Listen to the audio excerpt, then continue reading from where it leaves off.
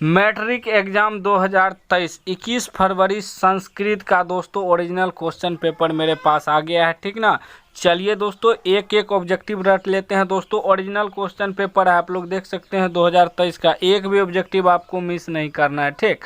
चलिए दोस्तों हम वीडियो को स्टार्ट करते हैं, ठीक।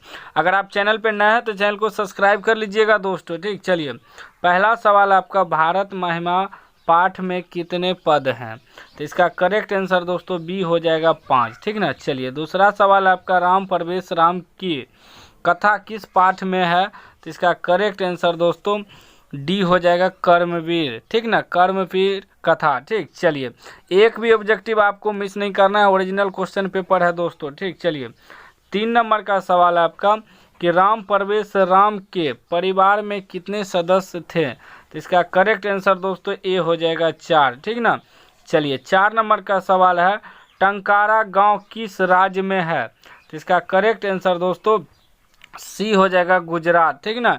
चलिए नेक्स्ट सवाल देख लेते हैं दोस्तों। नेक्स्ट सवाल रहा आपका, स्वामी दयानंद के गुरु कौन थे? तो इसका करेक्ट आंसर दोस्तों ए हो जाएगा बिरजानंद, ठीक।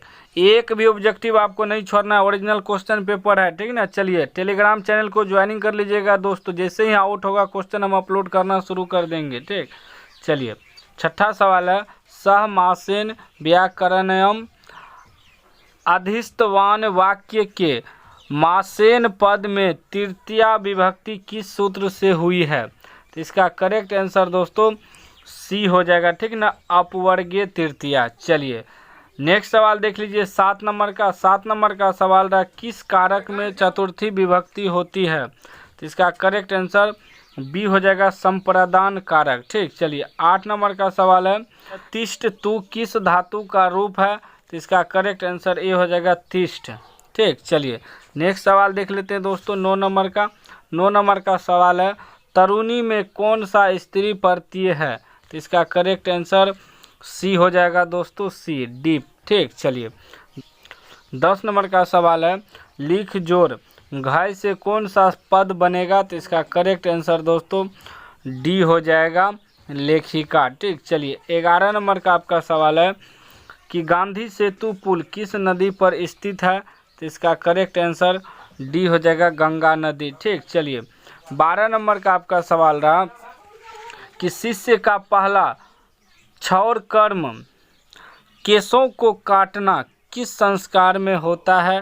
तो इसका करेक्ट आंसर दोस्तों सी हो जाएगा केशांत, ठीक। चलिए 13 नंबर का सवाल है आपका कि जात कर्म किस संस्कार के अंतर्गत आता है? तो इसका करेक्ट आंसर ए हो जाएगा शैशव, ठीक ना। ओरिजिनल क्वेश्चन पेपर है दोस्तों, सारा ऑब्जेक्टिव रट लेना है, यहीं से आएगा, ठीक ना। चलिए 14 नंबर का सवाल रहा आपका कि सुलभ कौन है? तो इसका करेक्ट आंसर दोस्तों बी हो जाएगा सतत प्रियवादी, ठीक। चलिए 15 नंबर का सवाल है, नीति श्लोका पाठ में कितने श्लोक हैं? तो इसका करेक्ट आंसर दोस्तों सी हो जाएगा 10, ठीक ना।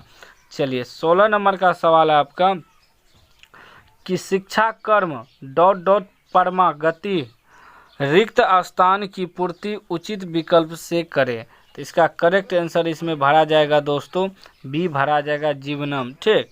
चलिए 17 नंबर का सवाल है, स्वामी दयानंद के लिए कौन सा पर्व उद्बोधक सिद्ध हुआ? तो इसका करेक्ट आंसर दोस्तों 17 का आपका डी हो जाएगा शिवरात्रि, ठीक। चलिए आगे देख लेते हैं दोस्तों, सारा ऑब्जेक्टिव आपको रट लेना है, ठीक। चलिए 18 नंबर का सवाल है, रमणीय यानी तीर्थयानी डॉट डॉट संजयंती रिक्त स्थान को उचित विकल्प से भरे। तो इसका करेक्ट आंसर दोस्तों 18 का आपका ये हो जाएगा गतिम, ठीक ना। चलिए 19 नंबर का सवाल है, कर्णभारम रूपक की कथा कहाँ से ली गई है? तो इसका करेक्ट आंसर दोस्तों सी हो जाएगा महाभारत, ठीक। चलिए 20 नंबर का सवाल है आपका कि अनंतरम के योग में किस विभक्ति का प्रयोग होता है? तो इसका करेक्ट आंसर दोस्तों सी हो जाएगा सप्तमी, ठीक। चलिए नेक्स्ट सवाल देख लीजिए 21 नंबर का। 21 नंबर का सवाल है, किस समास का प्रथम पद अव्यय होता है? तो इसका करेक्ट आंसर दोस्तों सी हो जाएगा अव्ययभाव, ठीक। चलिए नेक्स्ट सवाल देख लेते हैं दोस्तों 22 नंबर का। 22 का सवाल है, दुराचारः में कौन सा उपसर्ग है? तो इसका करेक्ट आंसर दोस्तों बी हो जाएगा दूर, ठीक ना। चलिए 23 नंबर का सवाल है, किस पद में परि उपसर्ग है? तो इसका करेक्ट आंसर दोस्तों बी हो जाएगा प्रत्येकम, ठीक। चलिए 24 नंबर का सवाल रहा आपका कि संबोधन कारक में कौन सी विभक्ति होती है? इसका करेक्ट आंसर ए हो जाएगा प्रथमा। चलिए 25 नंबर का सवाल है आपका कि नमः अव्यय के योग में कौन सी विभक्ति होती है? तो इसका करेक्ट आंसर दोस्तों 25 का बी हो जाएगा चतुर्थी, ठीक। चलिए 26 नंबर का सवाल है दोस्तों कि पिता पुत्रम अभिकुर्यध्यति वाक्य पुत्रम पद की कर्म संज्ञा किस सूत्र से हुई है? तो इसका करेक्ट आंसर ए हो जाएगा दोस्तों, ठीक ना। चलिए आगे देख लीजिए दोस्तों 27 नंबर का। 27 नंबर का सवाल है आपका, तस्मीन किस सर्वनाम का रूप है? तो इसका करेक्ट आंसर दोस्तों बी हो जाएगा तत्, ठीक। चलिए 28 नंबर का सवाल है, भवंत पद का मूल रूप है?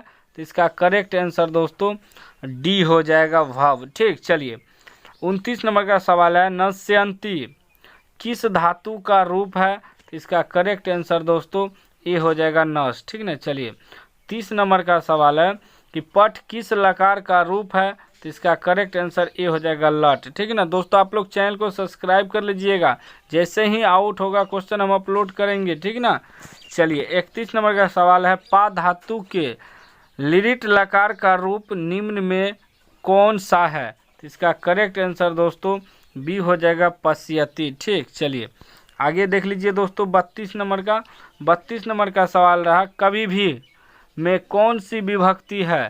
तो इसका करेक्ट आंसर दोस्तों बी हो जाएगा तृतीया, ठीक। चलिए 33 नंबर का सवाल है, प्रश्च धातु का लोट लकार प्रथम पुरुष एक वचन में रूप क्या होगा?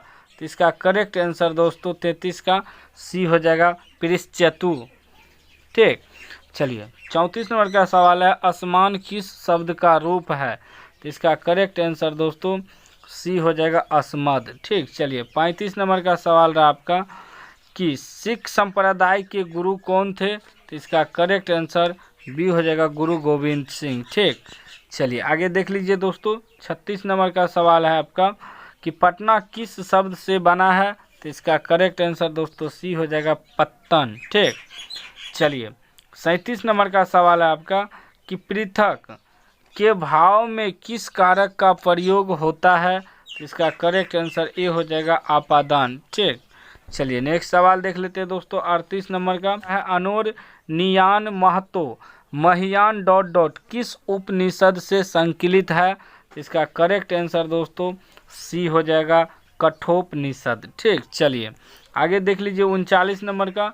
39 नंबर का सवाल है, अपाबिरिनु पद का अर्थ है? तो इसका करेक्ट आंसर दोस्तों 39 का ए हो जाएगा हटा दे, ठीक। चलिए 40 नंबर का सवाल है कि वहंत पद का अर्थ है? तो इसका करेक्ट आंसर दोस्तों सी हो जाएगा धारण करते हुए, ठीक।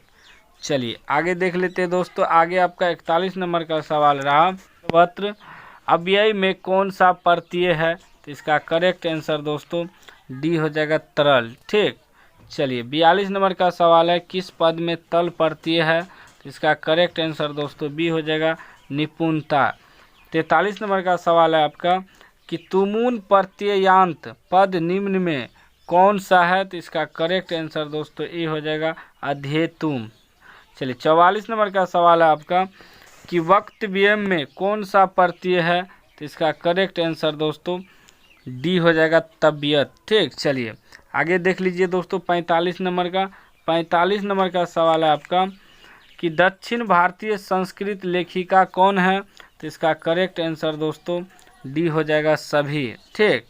चलिए 46 नंबर का सवाल है आपका कि विजय पट्टारिका किसकी रानी थी?